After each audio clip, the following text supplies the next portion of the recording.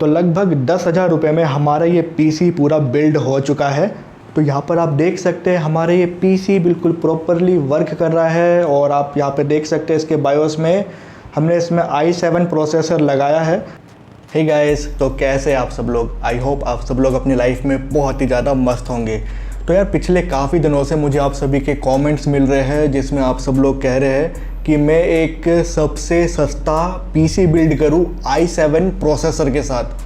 तो आज के इस वीडियो में हम बिल्ड करने वाले हैं एक सबसे सस्ता पीसी i7 प्रोसेसर के साथ। तो इन सभी कंपोनेंट्स का यूज़ करके आज की इस वीडियो में मैं बिल्ड करूंगा एक सबसे सस्ता पीसी i7 प्रोसेसर के साथ। तो चलिए विदाउट एनी डिले हम पीसी बिल्ड करते हैं स्टार्ट। तो वीडियो का कंटिन्यू करने से पहले मैं आप सभी से रिक्वेस्ट करना चाहता हूं, अगर आप हमारे इस चैनल पर नए हो तो चैनल को कर लो सब्सक्राइब, और सब्सक्राइब करने के बाद बेल आइकन भी दबा देना ताकि आपको हमारी वीडियोज़ का नोटिफिकेशन सबसे पहले मिल सके। तो आज के इस वीडियो में मैं इन सभी कंपोनेंट्स का यूज़ करके एक सबसे सस्ता i7 का पीसी बिल्ड करने वाला हूं। तो पीसी बिल्ड शुरू करने से पहले मैं आपको इन सभी कंपोनेंट्स के नाम बता देता हूं। तो पीसी बिल्ड करने के लिए हम इस्तेमाल करेंगे इस H61 मदरबोर्ड का। ये एक H61 मदरबोर्ड है। तो इन सभी कंपोनेंट्स का परचेजिंग लिंक मैं आपको वीडियो डिस्क्रिप्शन और कमेंट सेक्शन में दे दूँगा, तो वहाँ से आप इन सभी कंपोनेंट्स को परचेज़ कर सकते हैं। और यह है हमारा H61 मदरबोर्ड। और पीसी बिल्ड करने के लिए हम इस्तेमाल करेंगे इस 710 ग्राफिक्स कार्ड की। और यह है हमारी DDR3 रैम।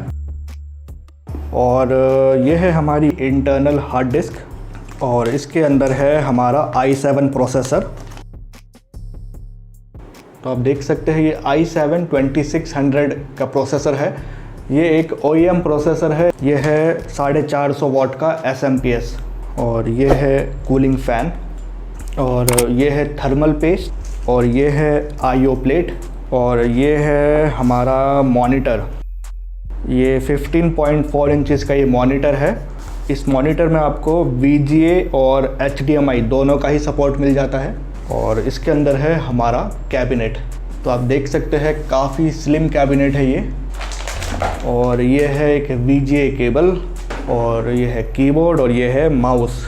तो आज की इस वीडियो में हम इन सभी कंपोनेंट्स का यूज़ करके एक सबसे सस्ता i7 का पीसी बिल्ड करने वाले हैं। तो इन सभी कंपोनेंट्स का परचेजिंग लिंक मैं आपको वीडियो डिस्क्रिप्शन और साथ ही साथ कमेंट सेक्शन में दे दूंगा, तो उस लिंक की मदद से आप इन सभी कंपोनेंट्स को परचेज़ कर पाएंगे। तो चलिए गाइस, विदाउट एनी डिले हम पीसी बिल्ड करते हैं शुरू। तो सबसे पहला स्टेप है कि हमें इस मदरबोर्ड में इस प्रोसेसर को लगाना है। कैसे लगाना है मैं आपको दिखा देता हूँ। तो सबसे पहले हम मदरबोर्ड के कैप को करेंगे ओपन। अब यहाँ पर आप एक मार्क देख पा रहे होंगे। इस तरफ एक ट्रायंगल का मार्क दे रखा है। आई होप आप लोग देख पा रहे होंगे। इधर एक ट्रायंगल का मार्क है, एक छोटा सा ट्रायंगल का मार्क है। और इसी प्रकार से एक मार्क हमारे इस प्रोसेसर में भी दिया गया है। इधर एक मार्क दिया गया है, ट्रायंगल का एक छोटा सा मार्क है इस तरफ। तो आपको ये करना है, सिंपली इन मार्क को मैच करके इस प्रोसेसर को बिठा लेना है इस मदरबोर्ड के ऊपर। तो इस प्रकार से आपको लगा लेना है इस प्रोसेसर को मदरबोर्ड में। प्रोसेसर लगाने के बाद सिंपली आप इस प्रकार से इस कैप को कर लेंगे बंद। तो आप देख सकते हैं हमने इस मदरबोर्ड में प्रोसेसर को लगा लिया है। बहुत ही ज़्यादा आसान है। अब हम इस प्रोसेसर के ऊपर लगा लेते हैं इस थर्मल पेस्ट को। तो इस थर्मल पेस्ट की मदद से टेम्परेचर काफ़ी मेंटेन रहता है इस प्रोसेसर का। तो आपको बिल्कुल थोड़ा सा थर्मल पेस्ट आपको इस प्रकार से इस प्रोसेसर के ऊपर लगा लेना है, बिल्कुल थोड़ा सा लगाना है।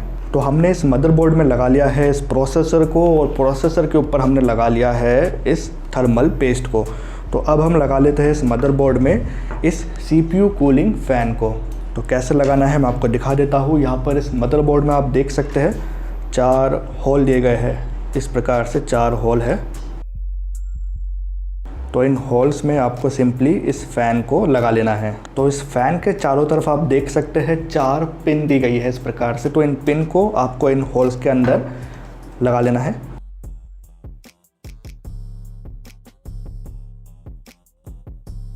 तो आप देख सकते हैं हमने CPU कूलिंग फ़ैन को भी मदरबोर्ड में लगा लिया है। अब इसकी केबल को आपको लगाना होगा इस मदरबोर्ड में। तो कहाँ लगाना है मैं आपको दिखा देता हूँ। तो इस मदरबोर्ड में यहाँ पर आप एक सॉकेट देख सकते हैं 4 पिन वाला। तो इस सॉकेट के आगे लिखा है CPU फैन 1। आई होप आप देख पा रहे होंगे, यहाँ पे लिखा है CPU फैन 1। तो इसी सॉकेट में लगेगी इसकी वायर। तो इस प्रकार से आपको इस CPU कूलिंग फ़ैन की केबल को आपको इस मदरबोर्ड में लगा लेना है।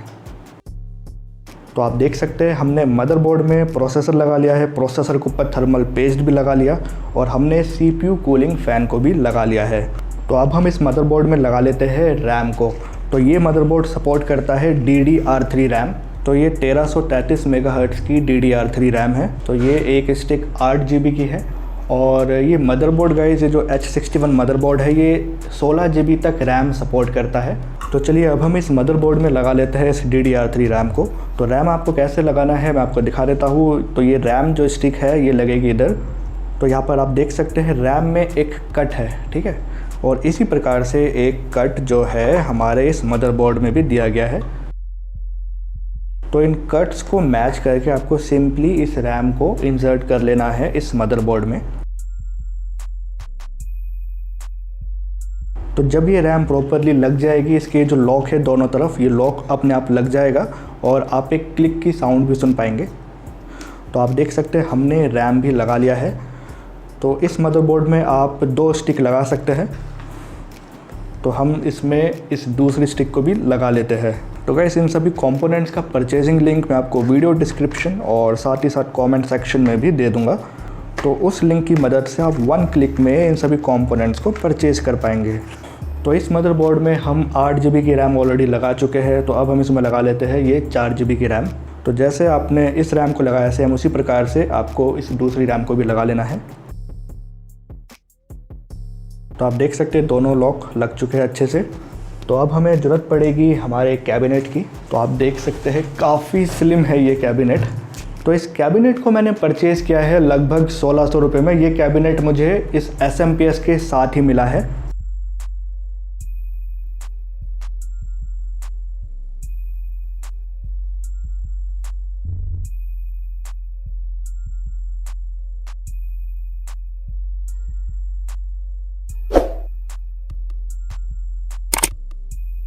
तो अब हमें इस कैबिनेट में बिठाना होगा इस मदरबोर्ड को। आप देख सकते हैं काफ़ी स्लिम ये कैबिनेट है। तो अब हमें इधर लगाना होगा इसकी IO प्लेट।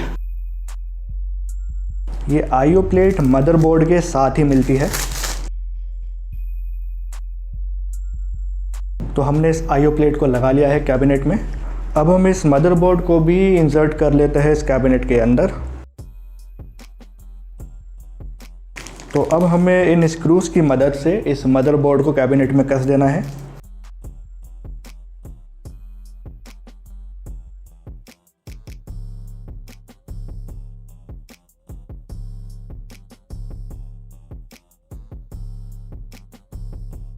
तो आप देख सकते हैं हमने इस मदरबोर्ड को कैबिनेट में बिल्कुल प्रॉपरली बढ़िया से लगा लिया है।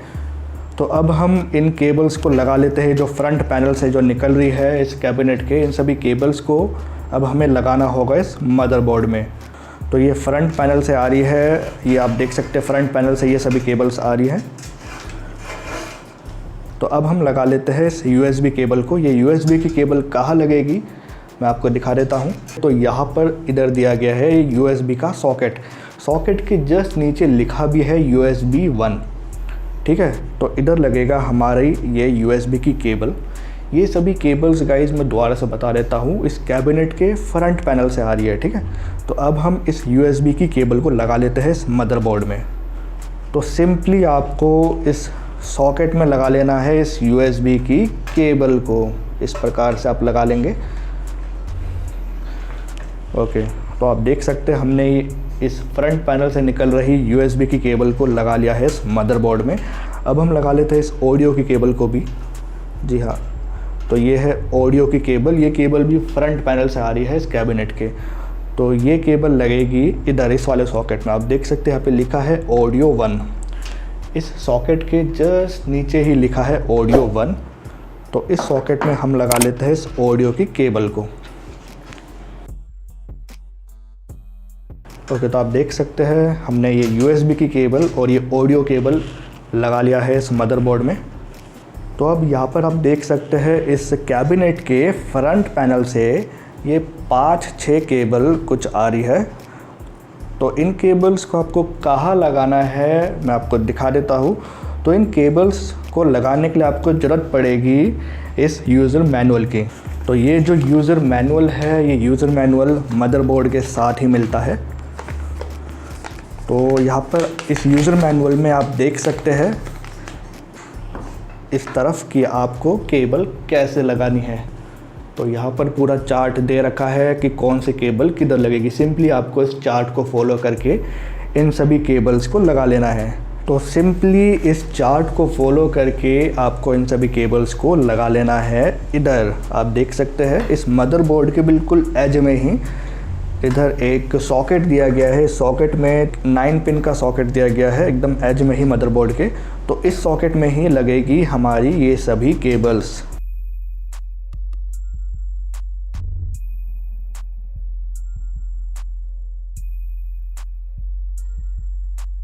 तो आप देख सकते हैं गाइस, हमने फ्रंट पैनल से निकल रही सभी केबल्स को हमने इस मदरबोर्ड में लगा लिया है।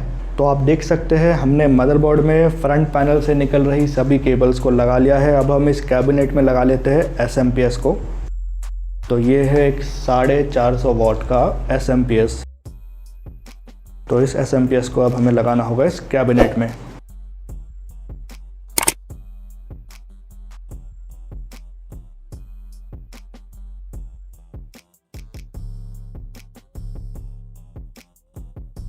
तो आपको बढ़िया से कस लेना है इस SMPS को इस कैबिनेट में।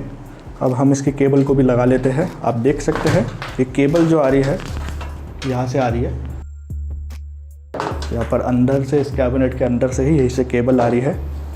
और इस प्रकार से आपको इस केबल को लगा लेना है इस SMPS में। अब हम इस हार्ड डिस्क को लगा लेते हैं। ये एक 3.5 इंच की इंटरनल हार्ड डिस्क है।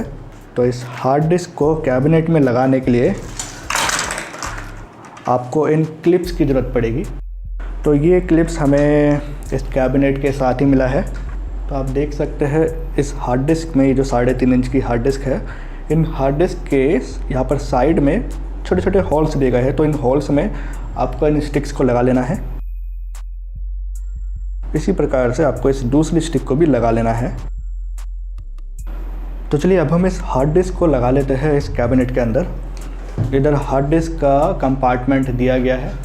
तो आप देख सकते हैं हमने इसमें हार्ड डिस्क भी लगा लिया है। SMPS और हार्ड डिस्क हमने दोनों इस कैबिनेट में लगा लिया है। अब हम इन SMPS की केबल्स को लगा लेते हैं इस मदरबोर्ड में। तो SMPS से गाइस पावर सप्लाई होता है through out all the components. तो सबसे पहले हम इस 24 पिन केबल को लगा लेते हैं। ये केबल कहाँ लगेगी, ये इस तरफ लगेगी। आप देख सकते हैं यहाँ पे एक 24 पिन का सॉकेट दिया गया है। तो इस ही सॉकेट में इस केबल को हमें लगाना है। मैं थोड़ा जूम कर देता हूँ ताकि आप लोग बढ़िया से देख पाए। तो इस 24 पिन केबल को इस प्रकार से आपको इस सॉकेट में लगा लेना है। और अब हम इस 4 पिन केबल को लगा लेते हैं यहाँ पर। आप देख सकते हैं ये ATX 12 वाट का ये सॉकेट है। आपको सिंपली, कोई रॉकेट साइंस नहीं है, सिंपली आपको इस केबल को लगा लेना है। अब हमें इस हार्ड डिस्क में देना होगा पावर। तो SMPS का काम ही है गाइस कि आपके सभी कंपोनेंट्स में पावर देता है। तो अब इस SATA केबल को आपको लगाना होगा इस हार्ड डिस्क में। ओके, तो आप देख सकते हैं हमने इस SMPS से इस हार्ड डिस्क में भी पावर दे दिया है और इस मदरबोर्ड में भी पावर दे दिया है। और अब हम इस मदरबोर्ड को इस हार्ड डिस्क के साथ कर लेते हैं कनेक्ट। ठीक है, अभी तो हमने सब कंपोनेंट्स में पावर दिया है SMPS से। अब हम इस मदरबोर्ड को भी इस हार्ड डिस्क के साथ कर लेते हैं कनेक्ट। तो इन दोनों को आपस में कनेक्ट करने के लिए हमें ज़रूरत पड़ेगी इस SATA केबल की। ये SATA केबल भी हमें मदरबोर्ड के साथ ही मिली है। तो सिंपली आपको इस SATA केबल को लगा लेना है इस वाले सॉकेट में। तो अब हम इसके दूसरे एंड को कनेक्ट कर लेते हैं मदरबोर्ड के साथ। तो इसका दूसरा एंड लगेगा इस पोर्ट में, यहाँ पर आप देख सकते हैं इस मदरबोर्ड में 4 साटा पोर्ट दिए गए हैं। मैं थोड़ा जूम करके आपको दिखा देता हूँ। तो यहाँ पर आप देख सकते हैं 4 साटा पोर्ट दिए गए हैं। तो इनमें से किसी भी पोर्ट में आप इस साटा केबल को लगा सकते हैं। इसके दूसरे एंड को लगा लेते हैं इस सॉकेट में। ओके, तो आप देख सकते हैं हमारा पीसी लगभग बिल्ड हो चुका है। तो आप देख सकते हैं हमने SMPS से मदरबोर्ड में पावर दे दिया है और SMPS से हमने इस हार्ड डिस्क में भी पावर दे दिया है और हमने इस हार्ड डिस्क को इस मदरबोर्ड के साथ भी कनेक्ट कर लिया है। अब हम इसमें लगा लेते हैं हमारे इस 710 ग्राफिक्स कार्ड को। तो ये ग्राफिक्स कार्ड लगेगा इस मदरबोर्ड के PCI स्लॉट में। ये PCI स्लॉट कहाँ पर है मैं आपको दिखा देता हूँ।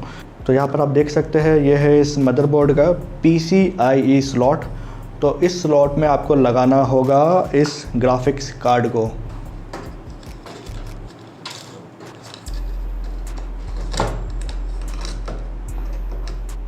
तो आपको बढ़िया से केबल मैनेजमेंट करने के बाद सिंपली आपको इस कैबिनेट को कर लेना है बंद। तो आप देख सकते हैं हमारा ये सबसे सस्ता पीसी जिसमें हमने लगाया है इंटेल का i7 प्रोसेसर, वो पूरा बिल्ड हो चुका है। तो चलिए अब हम इस CPU को सबसे पहले हम कनेक्ट करते हैं मॉनिटर के साथ और उसके बाद हम देखेंगे क्या ये CPU प्रॉपरली वर्क कर रहा है या नहीं। तो गाइस मैं आपको दोबारा से बता देता हूँ, अगर आप भी इन सभी कंपोनेंट्स को परचेज़ करना चाहते हैं तो मैं वीडियो डिस्क्रिप्शन और साथ ही साथ कमेंट सेक्शन में इन सभी कंपोनेंट्स का परचेजिंग लिंक मैं शेयर कर दूंगा। तो उस लिंक की मदद से आप 1 क्लिक में इन सभी कंपोनेंट्स को परचेज़ करके अपना खुद का एक पीसी बिल्ड कर पाएंगे। तो इस प्रकार से हम इस VGA केबल को लगा लेते हैं इस मॉनिटर में। तो इस VGA केबल की एक एंड लगेगी इस मॉनिटर में और दूसरा एंड लगेगा इसका इस CPU में। तो यहाँ पर आप देख सकते हैं हमारा PC बिल्कुल रेडी हो चुका है। हमने इस मॉनिटर और इस CPU में दोनों में ही पावर दे दिया है और दोनों को ही हमने साथ में कनेक्ट कर लिया है with the help of VGA cable. तो चलिए अब हम इस कीबोर्ड और इस माउस को भी लगा लेते हैं हमारे इस PC के साथ। तो चलिए अब हम इस CPU को करते हैं ऑन। तो आप देख सकते हैं हमारा ये PC ऑन हो चुका है। तो यहाँ पर आप देख सकते हैं हमारा ये PC बिल्कुल प्रॉपरली वर्क कर रहा है। अभी हमने इस PC में विंडोज़ को इंस्टॉल नहीं किया है। यहाँ पर मैं आपको इसका बायोस दिखा देता हूँ। तो यहाँ पर आप देख सकते हैं हमारा ये PC बिल्कुल प्रॉपरली वर्क कर रहा है। इस PC में हमने i7 का प्रोसेसर लगाया है। आप यहाँ पे देख सकते हैं इस प्रोसेसर की क्लॉक स्पीड है 3.4 गीगाहर्ट्ज़। तो यहाँ पर आप सभी स्पेसिफिकेशन देख सकते हैं इस PC की। तो यहाँ पर गाइस आप देख सकते हैं हमारा ये PC बिल्कुल प्रॉपरली वर्क कर रहा है। अब हमें इस PC में बस विंडोज़ ऑपरेटिंग सिस्टम को इंस्टॉल करना होगा। इस पर गाइस मैं पहले से ही एक वीडियो बना चुका हूँ कैसे आपको विंडोज़ 10 प्रो ऑपरेटिंग सिस्टम को इंस्टॉल करना होता है अपने न्यूली असेंबल्ड PC में। तो ऊपर दिए गए आई बटन पे क्लिक करके आप उस वीडियो को देख सकते हैं। उस वीडियो में मैंने बिल्कुल डिटेल में बताया है कैसे आपको विंडोज़ 10 प्रो ऑपरेटिंग सिस्टम को पहले तो डाउनलोड करना होता है। डाउनलोड करने के बाद कैसे आप अपने PC में विंडोज़ 10 प्रो को इंस्टॉल कर पाएंगे। तो इस वीडियो का लिंक मैं आपको वीडियो डिस्क्रिप्शन और साथ ही साथ कमेंट सेक्शन में भी दे दूंगा। और अगर इस PC के प्राइस की अगर हम बात करें तो लगभग 10,000 रुपये का खर्चा मुझे आया है इस PC को बिल्ड करने में। इस PC के लिए कुछ कंपोनेंट्स मैंने ऑनलाइन मंगाए थे और कुछ कंपोनेंट्स मैंने दिल्ली के नेहरू प्लेस मार्केट से परचेज़ किया था। तो लगभग 10,000 रुपये में हमारा ये PC पूरा बिल्ड हो चुका है।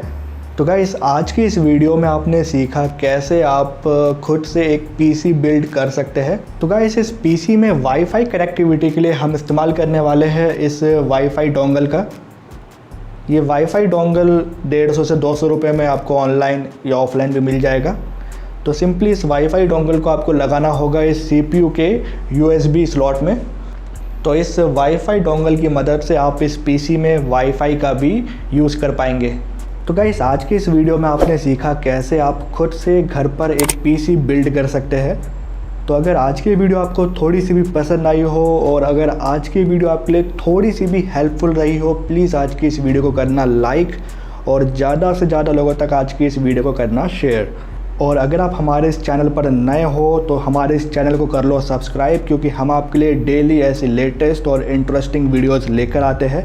हमारे चैनल को सब्सक्राइब करने के बाद आप बेल आइकन भी ज़रूर दबा देना, ताकि आपको हमारी वीडियोस का नोटिफिकेशन सबसे पहले मिल सके। तो मिलते हैं गाइस बहुत जल्द एक और नई वीडियो के साथ, तब तक के लिए नमस्कार।